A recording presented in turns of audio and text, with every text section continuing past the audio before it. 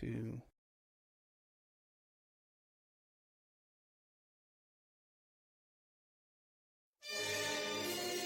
It's the Opperman Report. Join digital forensic investigator and PI Ed Opperman for an in-depth discussion of conspiracy theories, strategy of New World Order resistance, high-profile court cases in the news, and interviews with expert guests and authors on these topics and more. It's the Opperman Report. And now, here is investigator Ed Opperman.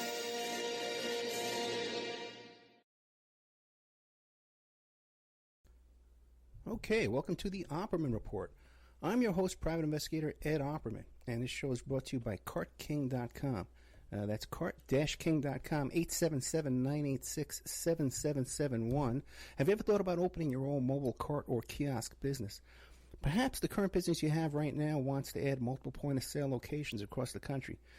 CartKing.com can be the answer to your needs. CartKing.com is a North American designer and manufacturer of the finest mobile retail, coffee, food, carts, and kiosks that money can buy. For 20 years, CartKing.com has been working with clients and corporations across America to provide indoor, outdoor, carts, and kiosks for any application. So what you do is you go to cart-king.com. That's C-A-R-T-king.com. You check out all the different designs they have, whichever one applies to your business. They'll custom design it for you, custom build it for you, and then ship it worldwide. That's cart-king.com. 877-986-7771. Okay, we have on the phone probably one of the most fascinating people you could find, Lee Siegfried. Now, you may not recognize that name. He's also been known as Crazy Cabbie and Lee Morozak. I first heard of him on the Howard Stern show, but he's had a very, very full life, to say the least, before and after the Stern show. So, Lee Siegfried, are you there? I'm here. How are you, Ed? I'm good. A little too much coffee today, a little shot out of a cannon, but I think I can rein myself. All right. You're in Vegas. You'll be fine. I can rein myself in a bit. Tell us about yourself. Who is Lee Siegfried? Who is Lee Siegfried? Yeah. Lee Siegfried is, I'm just a regular guy. I'm a veteran, disabled, currently residing in a wheelchair in New Jersey. Year and a half ago, I was diagnosed with something called GBS, Guillain-Barré syndrome, and I lost the use of my legs. So I've done many things. I was a cab driver. I was a radio guy. I was a peddler of pornography. I was going to ask you, what's that cart? What is it? CartKing.com. Sponsor? Yeah. Yeah, they build those carts and kiosks. You think they'd make me a kiosk for a mall that I could sell dildos in? Yeah, you know what? They definitely would. If you could find the mall that would let you sell that, they could definitely, because let me ask you a question. It's that time of year. Yeah, that's right. Tis the season, right? Right. This GBS. Now, I was talking to you off the air a little bit. We had another guest on that has this GBS. Now, and this is a frightening, because this just came on out of nowhere. Am I right? Completely. One day I could walk, next day I couldn't. And I fell in my house, and I ended up in the hospital for over 7 months. And I'm now in a wheelchair. I can't walk. I mean, I can move my legs, but I can't support my weight. Now, it's a struggle to take a shit, Ed. Let me ask you something now, because the other guest we had on, he got it from the flu shot, But now, I've heard that. But I hadn't had a flu shot in like 4 years before I got it, so I don't know that it was from that. But there's so little research done on the disease or the syndrome or whatever you call it, because it's so rare that they don't know exactly what it's from. And they did something with him, too, where they changed out all his blood. They gave him entire body blood plasma transfusion. Did they do that with you? No, I was on called IVIG, immunoglobulin intravenous injections, where they put some kind of human growth hormone in you. Okay. I don't know exactly what it is, but I did that for about 9 months, and it wasn't working, and so they stopped that. But how did that guy come around after the blood transfusion? He's out of the hospital, and they're talking about 1 year of rehabilitation, but that he will get like 99% of his functions back. Interesting. Yeah. Now, are you getting good medical care? Do you have like the VA taking care of you? Yeah, the VA takes care of me. Good medical care is a relative term nowadays. Yeah. Well, God bless you, man. So, is there any chance you can get out of this wheelchair? Hopefully. I'm hopeful that 80% of people recover from GBS. So, right. I'm hoping that I'll be all right. But it's a waiting game at this point. Physical therapy's not going to help me if my legs don't work. Yeah. And yeah, so how does that change? Besides, how does that? Your whole life gets just turned upside down, right? How do you cope with something like that? You just do. I mean, it's another curveball thrown at you in life. You have to figure out your way around it and work through it. Thank God, my wife, my love of my life for the past almost 18 years now, has been there and supported me and helped me out. I'm lucky, Yeah. I could be totally screwed right now and be alone. Yeah, that's true. Thank God for that. It's very depressing, though. Yeah. I'll tell you that. Yeah, I can imagine. Now, I first heard about you from Howard Stern, but tell me about your life before Howard Stern. Well, I grew up in Minneapolis, St. Paul. I was adopted. At about 13, I left home because I didn't like the people who had bought me through the Catholic Charities, and I was basically raised in the system of foster homes and group homes, and I made my way through that and survived. And when I was 17, I went out on my own and got a full-time job and lived my life. And when I was 20, I joined the military. Was a paratrooper, fought in the first Gulf War. I don't know if you remember that one. Oh, yeah. Yeah. Came home, got out, was married for a short time, and started numerous jobs, bartending, bouncing at bars, and then eventually taxi and driving a cab in Minneapolis, Minnesota. And I was calling a morning show, Andy Savage in the morning, and I would get through every morning. It was right at the end of my shift. I'd, shoot the shit a little bit, tell them a story from the cab. They liked what I had. They liked what I did. And I had briefly gone to broadcast school after the military, but I didn't really want to end up in Iowa reading farm reports or anything like that. So I started, like I said, I was driving a cab, and next thing you know, I got my foot in the door at ABC Radio, Disney Radio in Minneapolis, and I ran with it from there, and that was my career for a better part of 17 years. Your stint in the military, would you do that again, and would you recommend that to kids coming up to enlist? I think the military is a good thing. I think it should almost be, like some countries, mandatory for a young 18, 19-year-old kid to, take some time out and see how the other half lives, get some real discipline. Because family discipline can vary from, I grew up in an abusive household to you could be coddled and don't really understand what life is. So, yeah, I would totally recommend the military to everybody. Even though I believe you have some PTSD and you have like Gulf War syndrome, even still you don't have a regret from doing that? No, I don't have a regret. Okay. They're taking care of me medically. They helped me get.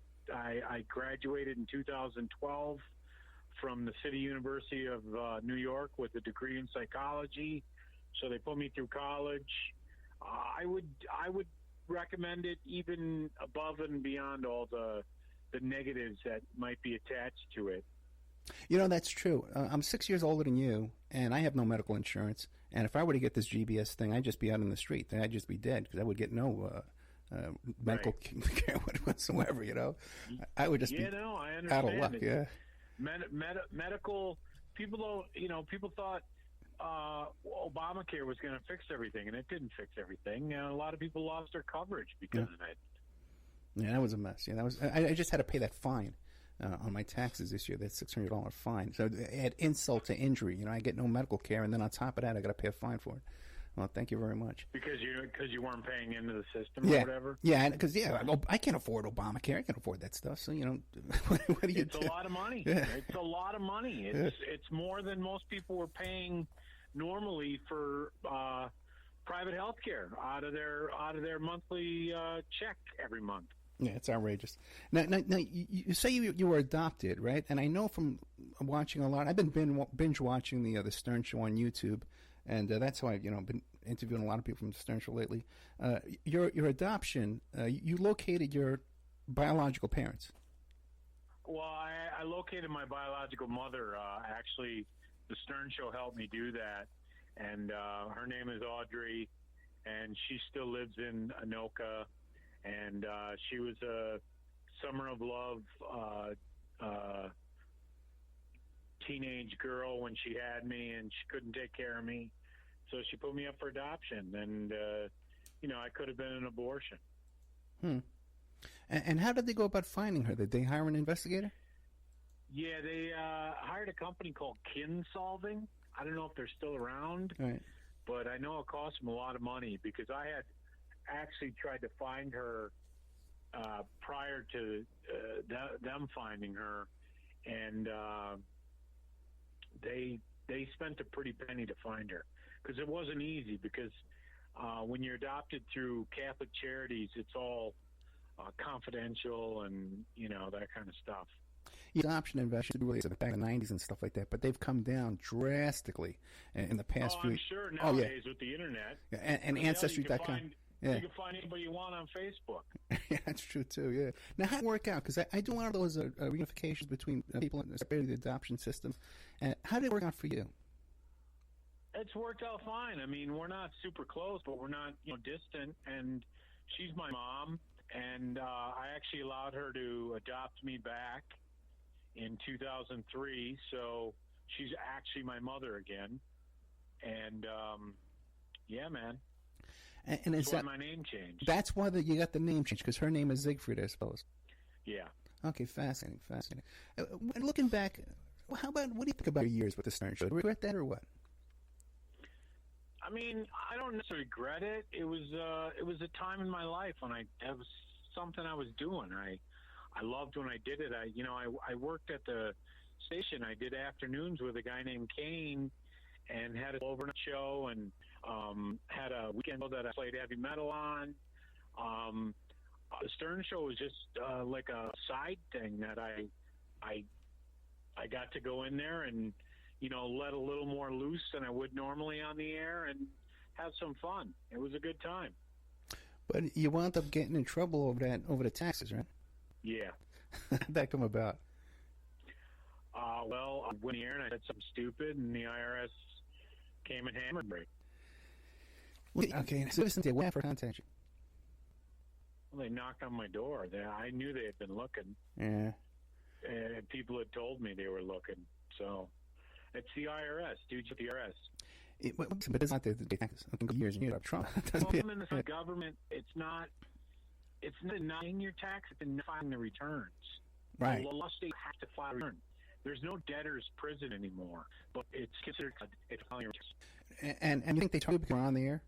To make English is what I said on the air. Right. I said I'll pay my taxes when I cure my for it. And lo and behold, I filed in years, and they came after me. Now, when you were talking to these guys, you ever talk man to man and say, "Hey, why you bust my bullshit? I'm on the air"? Yeah, they said they had to do their job. Yeah. The judge, when he sentenced me, said he can't allow someone to thumb their nose at the government. Radio say it's a different thing at private citizen. I was a separate figure who went on the air and said something derogatory towards the government. Yeah. So they have to take it serious because it's come and gets charged. You go, well, you let that radio guy go. Yeah, and also you're encouraging people to go out and do the flu study and test. There's a lot of big changes around this country, Ronzo. Yeah, you think medical care is expensive. Yeah, that's true. Yeah. So how was your time in prison? How did that go? Hell, it's a prison. It's supposed to be hell. Now, I heard some things. I guess you had just first gotten straight there and talked about you thought they poisoned you in there, and there were Freemasons involved. What was all that about? Okay. All right. Now, I don't know what this is, but it did seem like you had a real serious down that up for the. Yeah, I was in a hole for almost 4 months. I was in solitary confinement. That'll cause some mental issues. Yeah, absolutely. Yeah. But none of that was a bit. That was all real. Nah, everything I've done on the radio was real. Okay, now 100%. I went to prison, for God's sakes. Yeah. You think that was a bit? No, I know. That was real. I mean, my shit was always real. Everything I ever did, it was real. People tried to, question the things that I said on the air and things like that. And there we go. That's how I made my bones in media and radio, was being real. Because what are you going to do? You're going to go on the air and be full of shit? It's no, but a lot of people have gotten rich with it, so yeah. I guess that thing. Have you written about? No, I've probably got a couple books in me, but not a writer, so I'd need someone to help me facilitate, maybe let go later or something. But yeah, I know KC and some IC book because I like that guy, support that guy. But when I got it, I was a little disappointed in the fact that it was just excerpts from his radio show. It wasn't an actual book. Yeah, I just had. But, I mean, it might be good. I haven't read it yet, but it's already been said. Everything in there is just he's quoting his radio show. So it's not new material if anybody's listened to him. Correct? Yeah, I hate, but still, we want him to make some money selling his books. They go and buy the book. You know what I mean? Yeah, he's supposed to come on the show. That's not all it's cracked up to be, too. Yeah. So. Yeah, he's supposed to come on the show, too. We just had Stuttering John. I had Jackie on the show, and AJ Benz. I'm a huge Stern fan, for back in the old days. What about now? Do you listen to the show now? No, I haven't listened. I didn't listen to it when I was on it. Okay. When you work in radio, you don't really listen to it that much. That's true. I tend to listen to jazz and classical music because they don't play commercials. I like public radio. I don't like all the bullshit. Plus, I worked in media for damn near 2 decades. So there's just nothing that I hear that's really any. And I'm surely not going to pay to listen to it. What about this growth of all these podcasts? And every time you turn around, there's a new podcast popping up. You ever consider doing that? I've been offered a couple. I'm actually talking with Kane, the guy I used to be on the air with. He's doing mornings now in New York City at the old K-Rock. They renamed it, I think it's the Alt or something. And we've been talking about it. It's something I've thought about. It's not something I've seriously pursued, but there's been other people offered want to do a podcast. Just, I don't know. You do something in your life and you get to a point and you want to keep doing that same thing. And I did that. I was on the radio, so I don't know if I want to be on the radio anymore. I'm going through a crisis in my life right now with my health and everything. So, do I want to, is that something I want to do right now? I don't know. It's something I've talked about doing now. But everybody's got a podcast. Yeah. So how do you stand out? Yeah, now it's almost impossible, yeah. And you really, you have to be a name or offer something completely different. Otherwise, if everybody's got an opinion, does anybody's opinion matter? Yeah. Well, you got the name, that's for sure. Everybody knows Crazy Cabbie, at least, you know what I mean? And even Lee Mazurek, Morozak, everybody knows that name. Speaking of Crazy Cabbie, is it true that you sued Disneyland because of that ride? They had that Crazy Cabbie ride? No. Okay, did you threaten to sue them? No. Really? Then why did they change the name of that ride? I don't know. I have no idea what you're actually talking about. Really? You've never heard that? I guess it's an urban legend. You never heard that Disneyland had that ride called Crazy Cabbie, and that they changed the name to Flight School or something like that? I never heard that. No, they would have had to have done it on their own, but yeah, I never sued Disneyland. Okay. What lawyer would even take that case? Yeah, okay, good. I mean, but they would have to, because domain, and I was being called Crazy Cabbie since the mid '90s at the very least. So they would have had to, I would have gotten some sort of, I guess, what do you call it? Eminent domain? Well, not eminent domain, but the copyright, yeah.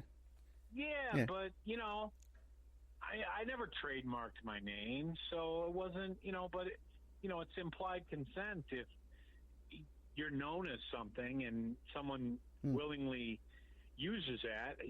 People sue each other for that shit all the time. Yeah, if you go to Disneyland even today and you wait online for that ride, people talk about that. People talk about, hey, this used to be called Crazy Cabbie from the Howard Stern Show. Really? Yeah, really. Well, I should be making some money off that. Yeah, ride. maybe you should. I should get a clip. Yeah. Okay, let me take a little commercial break. Okay, we're here with Lee Siegfried, formerly of the Howard Stern Show. Fascinating life, fascinating character here. Thank you so much for coming on the show. We'll be right back with more of Lee Siegfried after these messages. And now a word from our sponsors. The Opperman Report is brought to you by SubhashTechnosis.com. Subhash Technosis is a search engine optimization and website design company. They're located in India, so you're going to save a lot of money and get top quality service. They offer all sorts of business process outsourcing, data entry, banking BPO services, recruitment process outsourcing, software testing, offshoring, research network, customer care, press release, content writing and distribution, and much, much more. Now, you can get a hold of Subhash Technosis by email at info@subhashtechnosis.com. Their website is www.subhashtechnosis.com, and their Skype is ANUSHASUBASH.